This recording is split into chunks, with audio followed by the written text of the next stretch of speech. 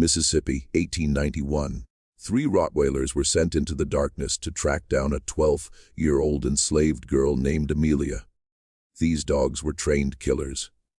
They never failed. The plantation owner expected them back within an hour or two, dragging whatever remained of the child. But 8 hours passed. Then the dogs returned. What they brought back made even the cruelest men on that plantation recoil in shock. What happened during those 8 hours would reveal a secret so devastating it would shatter the foundation of everything they believed. And it all began with a girl who wasn't supposed to exist. Amelia was born in 1879, 14 years after slavery ended in America. But on the Thornhill Plantation in rural Mississippi, no one told the enslaved people that freedom had come. Hidden deep in the backwoods, surrounded by thick forests and swampland, the plantation sat miles from any town. The nearest sheriff was paid to look the other way. Mail never came. Visitors never arrived. The 43 people who lived and died on that land believed they were still property. They believed escape meant death. They believed because that's what they were told every single day. Amelia's mother died giving birth to her. Her father was sold away before she could walk. She was raised by an elderly woman named Ruth, who whispered stories of a world beyond the trees. Ruth told her about a war that was supposed to have freed them all. But Ruth also warned her never to speak those words aloud. Thomas Thornhill, the plantation owner, had killed people for less. Amelia worked in the main house. She scrubbed floors. She carried water. She served meals while being told she was lucky to eat scraps. She learned to make herself invisible. But inside, something burned. A question Ruth had planted years ago. If we're free, why are we still here? On the night of October 14, 1891, Amelia made a choice that would change everything. She ran. Just after midnight, Amelia slipped out. She took nothing. No food, no blanket, no shoes. She wore only the thin cotton dress she worked in. The moon was barely a sliver. The darkness was so thick she couldn't see her own hands in front of her face. But she ran anyway. She ran because staying meant dying slowly, and running meant maybe dying fast. But at least it meant choosing. She headed east. Ruth had once told her that east led to the river, and the river led to towns where black people lived free. Ruth said it was 2 days on foot if you knew the way. Amelia didn't know the way, but she ran. Back at the plantation, one of the women woke to use the outhouse. She noticed Amelia's pallet was empty. She checked the main house. She checked the kitchen. Then, driven by fear, she woke the overseer. His name was Cyrus Gann. He was a man who smiled when he hurt people. He had been overseeing Thornhill's plantation for 9 years. He had caught runaways before. He enjoyed it. Cyrus walked slowly to the dog pen. 3 Rottweilers stood behind the iron gate. Their names were Brutus, Caesar, and Nero. Each weighed over 100 pounds. They had been trained since puppies to track and attack. Cyrus fed them raw meat and kept them hungry. He brought them Amelia's blanket from her pallet. The dogs sniffed it. Their eyes locked onto the scent. Cyrus opened the gate. "Find her," he said. The dogs bolted into the night. Amelia heard them. She was maybe a mile into the woods when the barking started. Distant at first, then closer, then so close she could hear their paws hammering the earth. She ran faster. Branches tore at her face and arms. Thorns ripped her feet. She couldn't see where she was going. She tripped over roots and rocks but kept getting up. The barking grew louder. She came to a creek. The water was cold and fast. Ruth had told her water could hide your scent. Amelia jumped in.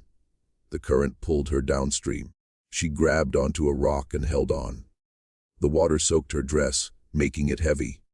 She stayed there, chest deep, shivering, listening. The barking stopped. For a moment, there was only the sound of the creek and her own heartbeat pounding in her ears. She waited. She didn't move. Then she heard it. Sniffing. The dogs were at the edge of the creek, just upstream. They paced back and forth, trying to pick up the scent again.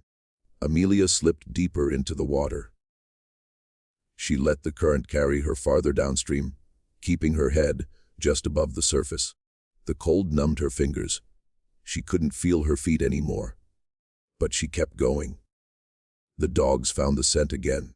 They splashed into the creek and came downstream. Amelia pulled herself onto the opposite bank and ran again. Her dress clung to her body. Every step felt like dragging stones. Her legs cramped. Her lungs burned. But she didn't stop. She ran for another hour, maybe more. Time disappeared. There was only the running and the sound of the dogs getting closer again. She didn't know where she was. The trees all looked the same. Darkness swallowed everything. She was lost. Then she saw it, a cabin. It sat in a small clearing, half-collapsed, covered in vines. The roof was caved in on one side. The door hung off its hinges. It looked abandoned. Amelia didn't care. She ran inside and pulled the broken door shut behind her. She pressed her back against the wall and slid down to the floor. Her chest heaved. Her whole body shook. The barking was close now, maybe 50 yards away, maybe less. Amelia looked around the cabin. There was nothing inside. No furniture, no tools, just dirt, rotting wood, and shadows. She crawled into the farthest corner from the door and curled into a ball. She closed her eyes. For the first time in years, she prayed. She didn't know if God listened to girls like her, but she prayed anyway. The barking stopped again. She heard the dogs outside. She heard their claws scraping against the wooden walls.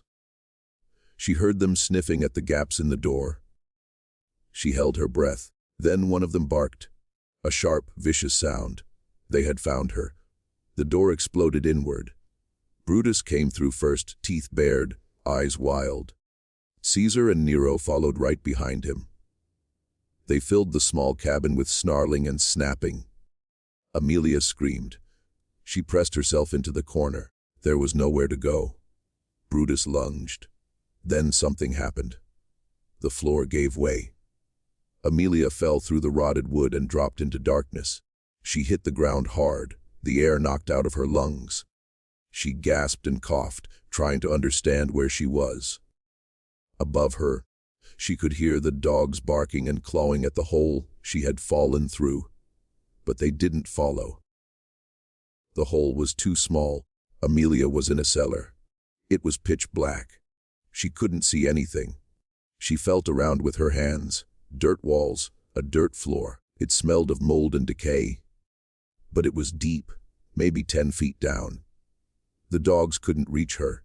She sat there in the dark, shaking, listening to the dogs rage above her. Hours passed. The dogs didn't leave. They stayed at the edge of the hole, barking and growling. Amelia's body ached. Her feet were bleeding. Her dress was still wet and cold. She wrapped her arms around herself and waited. She didn't know what else to do. Then the barking changed. It grew quieter, uncertain. The dogs were sniffing at something. Amelia heard them move away from the hole, their claws scraping the cabin floor. They were distracted by something. She waited. The barking stopped completely. Silence. Amelia didn't move. She didn't trust it. She stayed in the cellar, breathing as quietly as she could. Minutes passed, maybe an hour. She couldn't tell anymore. Then she heard a voice. Girl. It was a woman's voice. Old, rough. It came from above, from somewhere inside the cabin. Girl, you down there? Amelia didn't answer. She didn't know if it was a trick. I ain't going to hurt you. Them dogs is gone. You can come up now. Amelia's throat was too dry to speak. She swallowed hard. Who are you? She whispered. Someone who ain't supposed to be here neither. Come on up. I got water. Amelia hesitated. Then she reached up and found a piece of wood sticking out from the wall. She used it to pull herself up. She climbed slowly, carefully, until she could see through the hole. A face looked down at her, an old black woman with silver hair and deep lines around her eyes. She reached down and helped pull Amelia out of the cellar. Amelia stood on shaking legs. She looked around the cabin. The dogs were gone. The woman stood in front of her holding a tin cup. "Drink," the woman said. Amelia took the cup and drank. The water was warm, but it was the best thing she had ever tasted. She drank until the cup was empty. "Where did the dogs go?" Amelia asked. The woman smiled, not a happy smile, but a sad and knowing one. "I sent them away," she said. "How?" "Same way I've been sending away everything that comes looking for me. I know things that scare dogs, things that scare men, too." Amelia stared at her. "Who are you?" "My name is Esther. I've been living in these woods for near 40 years. I was enslaved once, long ago. I ran. They sent dogs after me too. But I learned how to survive. I learned how to hide. And I learned how to fight back in ways they don't understand." Amelia's legs gave out. She sat down hard on the floor. "Are they coming back?" she asked. "The dogs? No.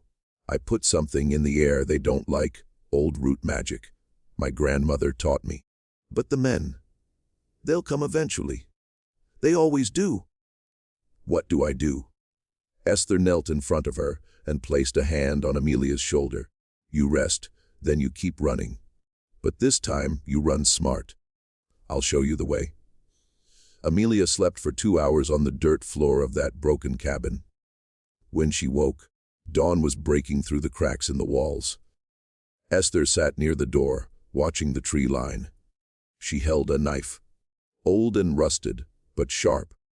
"They'll come soon," Esther said without turning around. "The dogs went back. The men will want to know why they returned without you." Amelia sat up. Her body screamed with pain. Every muscle was tight. Her feet were swollen and crusted with dried blood. She looked down at them and felt tears coming. But she pushed them back. "How far is the river?" Amelia asked. 2 days if you move fast, 3 if you don't. But you ain't going to the river." Amelia looked at her. "Why not?" "Because they know that's where runaways go. They'll have men waiting there. You go to the river, you get caught, or worse. Then where do I go?" Esther finally turned to look at her. Eyes hard but not unkind. "North. There's a settlement about 4 days from here. Free black folks. They don't ask questions. They don't turn people away. But the path is rough, swampland, gators, snakes. Most people don't make it. Most people don't make it here either," Amelia said. Esther smiled a little. "You got some fire in you. Good. You'll need it." Esther stood and walked to the corner of the cabin. She moved some loose boards and pulled out a small sack. Inside was dried meat, a piece of hard bread, and a tin of water. She handed it to Amelia. "This will get you through 2 days if you're careful. After that, you gotta find food yourself. You know what plants you can eat?" Amelia shook her head. Esther sighed. "Then you're going to learn fast, or you're going to starve." She knelt beside Amelia and started wrapping her feet with strips of cloth torn from an old blanket. The cloth was rough, but it was better than nothing. "Why are you helping me?" Amelia asked. Esther didn't answer right away. She tied off the cloth and sat back. "Because somebody helped me once, a long time ago. And I swore if I ever got the chance, I'd do the same. That's all." She stood and walked back to the door. "You need to go now. They're coming. I can feel it." Amelia stood. Her legs still shook, but they held her. She took the sack and slung it over her shoulder. "What about you?" "I'll be fine. I always am." Amelia walked to the door. She stopped and looked back at Esther. "Thank you." Esther nodded. "Don't thank me yet. Thank me when you make it." Amelia stepped out of the cabin and into the woods. The morning air was cool. Birds were starting to sing. For a moment, it almost felt peaceful. Then she heard it. Voices. Men's voices. They were far away but getting closer. She ran. Esther watched her disappear into the trees. Then she turned and walked back into the cabin. She sat down in the center of the room and waited. She had done this before. She knew what was coming. 15 minutes later, Cyrus Jan arrived with 5 other men. They had guns and torches, even though it was daylight. They surrounded the cabin. Cyrus kicked the door open and stepped inside. He saw Esther sitting there, calm as anything. "Where is she?" he demanded. "Where's who?" Esther asked. Cyrus raised his rifle and pointed it at her face. "The girl. The dogs tracked her here." "Where is she?" Esther looked at him like he was a child throwing a tantrum. "Ain't no girl here." Just me. "And I've been here alone for years. Your dogs must have lost the scent."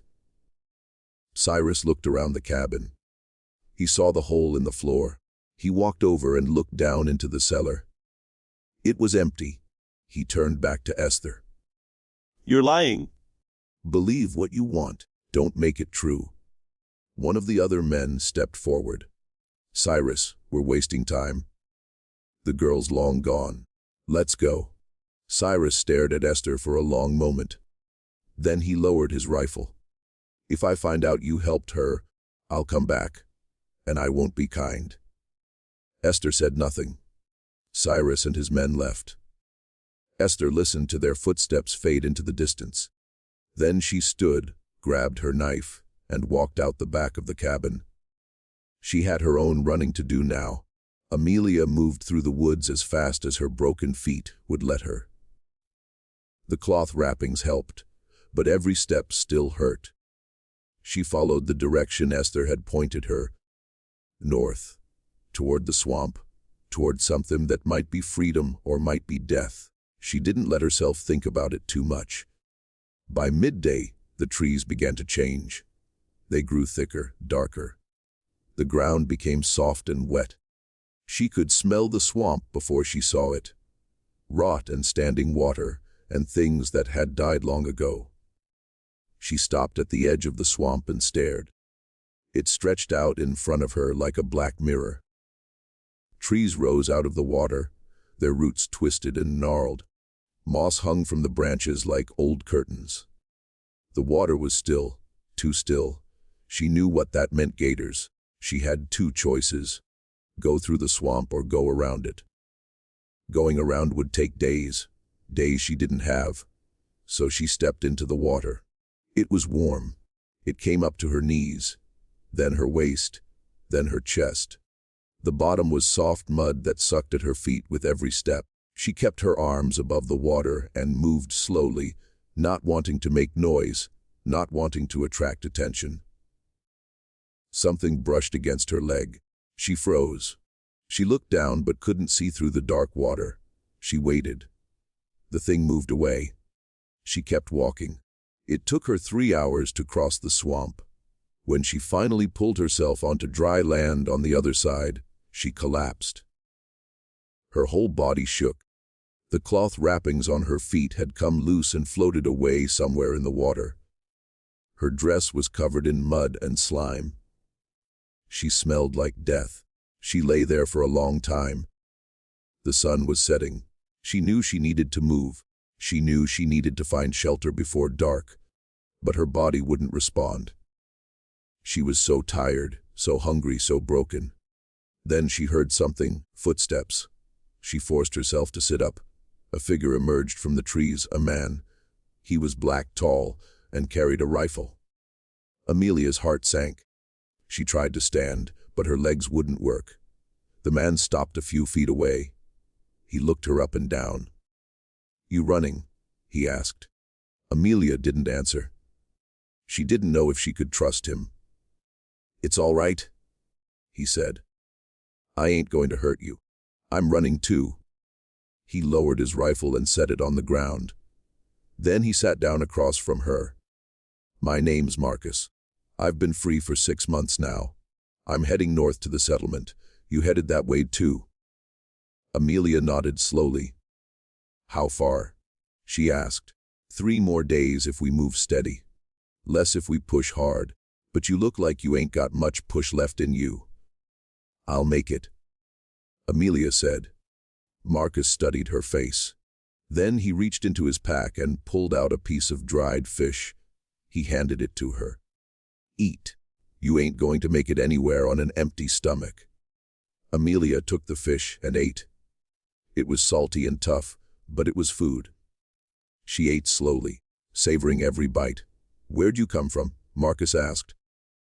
Thornhill Plantation. Marcus's face changed. Surprise, then anger. Thornhill. That place is supposed to be abandoned. Everybody knows the war freed the slaves 30 years ago. Not there, Amelia said. Nobody told us. Nobody came. We didn't know. Marcus stared at her. How many people still there? 43. Maybe less now. People die. They don't get replaced. Marcus stood and paced back and forth, looking like he wanted to break something. That son of a... He stopped himself. He took a deep breath. We got to tell somebody. When we get to the settlement, we got to tell somebody. They won't believe us, Amelia said. Nobody ever believes us. They will, because I'll make them. Amelia looked at him. She wanted to believe him. She wanted to believe that someone would care. But she had learned long ago that wanting something didn't make it true. Marcus sat back down. We'll rest here tonight. Move at first light. I'll keep watch. You sleep. I can't sleep, Amelia said. Every time I close my eyes, I hear the dogs. The dogs are gone. They always come back. Marcus didn't argue. He just nodded. Then we'll stay awake together. They sat in silence as the sun disappeared and darkness came. The woods filled with sounds, crickets, frogs, owls, things rustling in the bushes. Amelia jumped at every noise. Marcus stayed calm. He had been doing this longer than her. He knew which sounds mattered and which didn't. Around midnight, Marcus spoke. You got family back there? No, they're all gone, dead or sold. I don't know which. I'm sorry. Don't be. I'm out now. That's all that matters. Marcus looked at her. You're strong, stronger than most people I've met. You're going to make it. You don't know that. Yeah, I do. Amelia didn't respond. She pulled her knees to her chest and stared into the darkness. Somewhere out there, Cyrus and his men were looking for her. Somewhere out there, the dogs were resting, waiting to be sent out again. Somewhere out there, 42 people were still living in chains, believing that's all there was. She thought about Ruth. She wondered if Ruth knew she had run. She wondered if Ruth was proud or terrified, or both. She wondered if she would ever see her again. She didn't let herself cry. Crying didn't help. It just made you weak. And she couldn't afford to be weak. Not now, not ever. As the night wore on, exhaustion finally won. Amelia's eyes closed. She slept sitting up, her head resting on her knees. She dreamed of dogs with red eyes and men with guns, and a river she could never reach. When she woke, Marcus was shaking her shoulder. We got to go, he said. Now. What's wrong? I heard voices about a mile back. They're coming this way. Amelia stood. Her feet screamed. She ignored them. How many? Don't know. At least 3. Maybe more. They grabbed their things and started moving fast. The sun was just beginning to rise. The woods were gray and shadowy. They moved north, pushing through thick brush and over fallen trees. Behind them, the voices grew louder. There, I see tracks. This way! Amelia and Marcus ran. Her feet were bleeding again. Every step left a red mark on the ground. She knew they could follow that. She knew they were leaving a trail. But there was nothing she could do about it. They came to a ravine. It was deep and narrow with steep sides. A small stream ran at the bottom. Marcus looked at Amelia. "We got to jump." "I can't." "Yes, you can. On 3. 1, 2. 3. They jumped. Amelia hit the ground hard and rolled. Pain shot through her ankle. She bit down on her tongue to keep from screaming. Marcus landed next to her and immediately pulled her to her feet. "Keep moving." They stumbled along the bottom of the ravine, splashing through the stream. The water was cold, feeling good on Amelia's burning feet. They moved as fast as they could, but Amelia was slowing down. Her ankle was swelling. She was limping badly. Behind them, they heard the men reach the edge of the ravine. They went down there. "Go around. Cut them off." Marcus cursed under his breath. He looked at Amelia. "Can you climb?" She looked at the steep walls. "I don't know." "Try." They found a spot where the wall was slightly less steep. Marcus climbed up first, then reached down to pull Amelia up. She grabbed his hand and tried to climb. Her feet slipped on the wet rocks. She fell back down. She tried again. This time she made it halfway before her ankle gave out. She fell again. The voices were getting closer. "I can't," Amelia said. "Go without me." "No. You have to. Tell them about Thornhill. Tell them what's happening. Make them listen." Marcus climbed back down into the ravine. He grabbed Amelia by the shoulders. "I ain't leaving you. We both make it, or neither of us does. Now get up." Amelia looked into his eyes. She saw something there she hadn't seen in a long time. Determination, hope, belief. She got up. Marcus helped her climb. It was slow and painful, but they made it to the top. They pulled themselves over the edge and kept running. The voices behind them were close now, so close she could hear individual words. "I see them! Don't let them get away!" A gunshot rang out. The bullet hit a tree next to Amelia's head. Bark exploded. She ducked and kept running. Another shot. This one went wide. They were firing blind, shooting at movement through the trees. Then they broke through the tree line. In front of them was a clearing, and in the clearing were houses. Real houses with smoke coming from chimneys. People were outside working in gardens, hanging laundry. They stopped what they were doing and stared. Amelia and Marcus stumbled into the clearing. Behind them, the men burst through the trees, 3 of them. They saw the settlement and stopped. One raised his rifle. "Those 2 are runaways. They're our property." An old man stepped forward from the crowd. He was black with white hair and a beard. He walked with a cane, but his voice was strong. "Ain't no property here, just free people. And you're trespassing. We got a right to our. You got a right to leave right now before I get my rifle." More people stepped forward, men and women. Some held tools. Some held guns. They formed a line between the 3 men and Amelia and Marcus. The 3 men looked at each other. They were outnumbered. They knew it. "This ain't over," one said. "Yes, it is," the old man replied. The 3 men backed away slowly. Then they turned and disappeared into the woods. Amelia's legs finally gave out completely. She fell to the ground. Marcus knelt beside her. The old man walked over and looked down at them. "Where y'all come from?" "Thornhill Plantation," Marcus said. "And there's 40 more people still there who need help."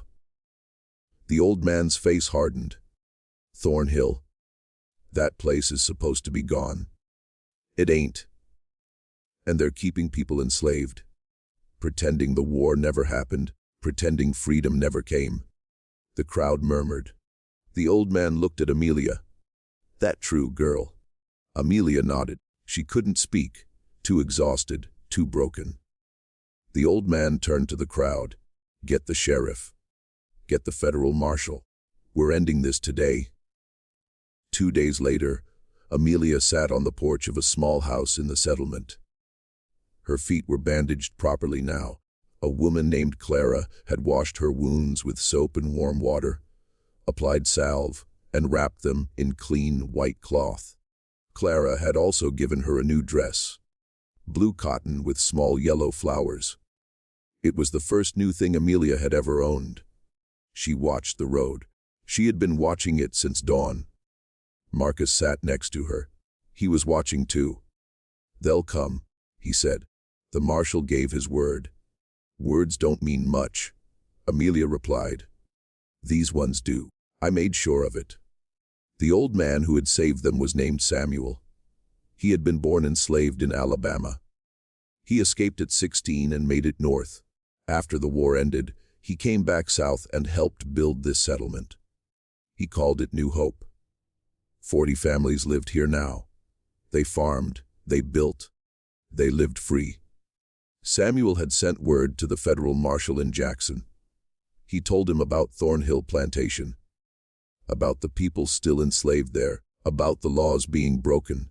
The marshal had promised to investigate, but promises were easy. Action was hard. Amelia didn't let herself believe anything would change. She had learned not to hope too much. Hope hurt worse than anything when it got taken away. But then she saw them. A group of men on horses coming down the road, at least 20 of them. The federal marshal rode in front. He wore a dark suit and a badge on his chest. Behind him were deputies and soldiers. They carried rifles and official papers. Samuel walked out to meet them. Amelia and Marcus followed. "You Samuel?" the marshal asked. "I am. I'm Marshal Clayton. Got your message. I'm here to investigate these claims about Thornhill Plantation." "Ain't claims," Samuel said. "It's truth, and I got 2 witnesses right here who can prove it." Marshal Clayton looked at Amelia and Marcus. His eyes lingered on Amelia, just a child, thin, scarred, her eyes older than they should be. "You're from Thornhill?" he asked her. "Yes, sir." "And you say people are still being held there as slaves?" "Yes, sir. 42 of them, maybe 41 now, if they punished anyone for me running." The marshal's jaw tightened. He turned to his men. "Mount up. We ride now." "I'm coming with you," Marcus said. "Me too," Amelia added. The marshal looked at her. "Girl, you don't need to." "Yes, I do. Those people are my family. They need to see that somebody came back. They need to see that somebody cared." The marshal studied her for a moment. Then he nodded. "All right. But you stay behind us. This could get ugly." They gave Amelia and Marcus horses. Amelia had never ridden before, but she learned fast. The group rode south toward Thornhill Plantation. It took most of the day. As they got closer, Amelia's heart started pounding. She didn't know what they would find. She didn't know if anyone was still alive. They reached the plantation just before sunset. The place looked exactly as she remembered. The big white house on the hill, the small shacks behind it, the fields stretching out in every direction. Smoke rose from chimneys. People were still there. Marshal Clayton raised his hand. Everyone stopped. "Spread out. Surround the property. Nobody leaves until I say so." The men moved into position. The marshal rode up to the main house with 6 deputies behind him. Amelia and Marcus stayed back, but close enough to see. Thomas Thornhill stepped out onto the porch. He was a large man with a red face and gray hair. He held a glass of whiskey in one hand. He looked at the marshal and smiled. "Can I help you, gentlemen?" "I'm Federal Marshal Clayton. I'm here to investigate reports of illegal enslavement on this property." Thornhill's smile didn't move. "I don't know what you're talking about. I run a farm here. My workers are paid employees." "Is that so? Then you won't mind if I speak with them." "Not at all. But you're wasting your time." The marshal dismounted and walked toward the shacks behind the main house. Amelia followed at a distance. Her heart pounded so hard she thought it might break through her chest. The people gathered outside now. They had heard the horses. They had seen the men with guns and badges. They stood in a group, silent, afraid. Amelia saw faces she knew. Ruth was there, older, thinner, but alive. Ruth saw Amelia, and her eyes went wide. The marshal stepped forward. "My name is Marshal Clayton. I'm a federal officer. I need to ask you all some questions. Are you being held here against your will?" No one spoke. They looked at each other. They looked at Thornhill standing on his porch. They looked at Cyrus Gann, who had appeared from somewhere with his rifle. "Are you free to leave whenever you want?" The marshal asked. Still silence. "Are you paid for your work?" Nothing. Amelia couldn't take it anymore. She stepped forward. "They're scared," she said loudly. "They're scared because if they tell the truth, they'll be punished. They've been punished their whole lives for telling the truth." She walked toward the group. Ruth reached out and grabbed her hand. "Amelia," Ruth whispered. "Child, what are you doing?" "What I should have done a long time ago." Amelia turned to face Marshal Clayton. "These people have been enslaved here since before I was born. Mr. Thornhill's father started it. He kept us hidden. He told us the war never ended. He told us we were still property. He beat us. He worked us. He killed people who tried to run. I'm only 12 years old, and I've seen 6 people murdered here. 6 people buried in unmarked graves in those woods." The marshal's face went pale. That's a lie! Thornhill shouted from the porch. "That girl is a liar and a thief. She ran away, and now she's trying to cause trouble." If it's a lie, Amelia said, "then why did you send dogs to kill me? Why did Cyrus Gann hunt me like an animal? Why do these people have scars on their backs from whips?" She turned to Ruth. "Show him." Ruth hesitated. Then slowly she turned around and lifted the back of her shirt. Her back was covered in thick, raised scars, old ones and new ones. Years of beatings carved into her skin. One by one, others turned and showed their backs. Men, women, even children. All marked, all broken. Marshal Clayton's hands balled into fists. "Mr. Thornhill," he said quietly, "you're under arrest." for what? These people work for me. For illegal enslavement, for kidnapping, for murder, and for violating the 13th Amendment of the United States Constitution. Thornhill threw his whiskey glass. It shattered on the porch steps. You can't do this! This is my property. These are my... "These are human beings," the marshal interrupted. "And they're free. They've been free since 1865, and you've been breaking federal law for 30 years. He nodded to his deputies. "Arrest him. And arrest that overseer too." Cyrus Gann tried to run. He didn't make it 10 feet before 2 soldiers tackled him to the ground. Thornhill was dragged off his porch in handcuffs. He screamed and cursed the whole way. The people from the shacks watched in stunned silence. Then someone started crying. Then someone else. Then everyone. They weren't sad tears. They were something else. Relief, disbelief, fear, joy, all mixed together. Ruth pulled Amelia into her arms and held her tight. "You came back," Ruth whispered. "You came back for us." "I promised myself I would," Amelia said. "If I made it, if I survived, I'd come back." The marshal approached them. "Miss, I'm going to need statements from everyone here. It's going to take time, but I promise you justice will be served. These men will face trial, and all of you will be compensated for what was done to you." "We don't want money," Ruth said. "We want to be left alone to live our lives. You'll get that too. I give you my word." Over the next 3 days, the marshal and his men documented everything. They took statements. They found the graves in the woods. They collected evidence. They arrested 3 more men who had helped Thornhill maintain his illegal operation. The people of Thornhill Plantation were given 2 choices. They could stay and work the land as free people with ownership rights, or they could leave and go wherever they wanted. Most chose to stay.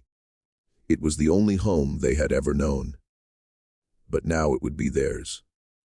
Samuel helped them set up a council to govern themselves.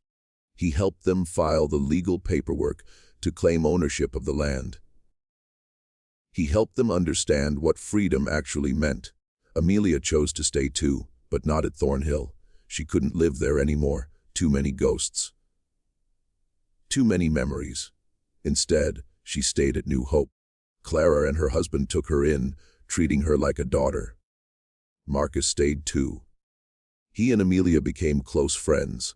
He taught her to read. She learned fast. Within 6 months, she could read better than most adults.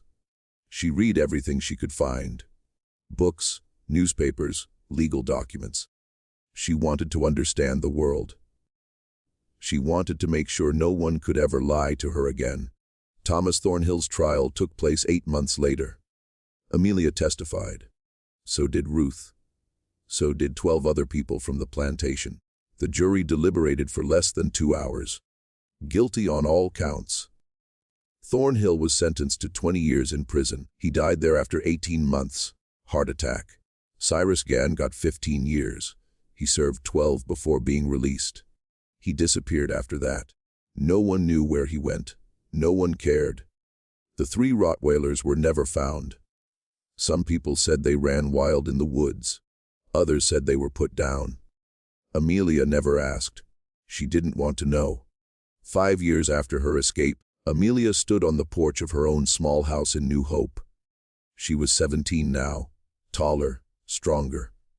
The scars on her feet had faded but never disappeared. She wore them as reminders. Ruth lived 2 houses down. She was older now but healthier. She smiled more. She had started a small garden and spent her days tending it. She said it felt good to grow something for herself instead of someone else. Marcus had married a woman from the settlement. They had a baby boy. Marcus worked as a carpenter and helped build new houses as more people arrived. New Hope was growing. Amelia worked as a teacher. She taught children to read and write. She taught them their rights. She taught them their history. She made sure they knew what had been done to their grandparents and great-grandparents. She made sure they knew what freedom cost. One